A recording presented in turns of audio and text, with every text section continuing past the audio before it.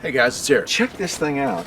You know, I paid, I think $159 for it. It was on one of those super sales, or I had a super coupon or something like that. It's held up pretty well.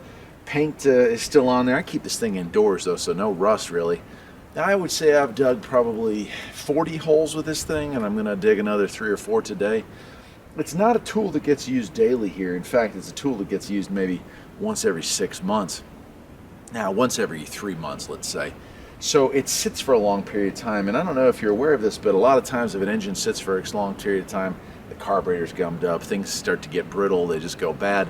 I have not had that problem with this so far. In fact, I use a good quality fuel, no ethanol in it.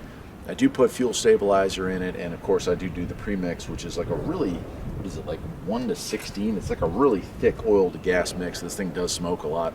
And as a result, I haven't had any issues, so I'm thankful for that. Haven't had to replace the spark plug or the air filter or anything like that. Again, this only gets used a couple hours at a time, maybe every 3 months, so not a huge deal. The unit itself is held up extremely well. It does give you quite a workout. It'd be better for 2 people, but I do use it just fine by myself. It's got the on-off switch here, our start and choke here, throttle's on that side there, and the pull start. So I'm gonna go ahead, change outfits. We're gonna go down. I'm doing a project where I'm expanding a lean-to, and we'll test this thing out and see how it works.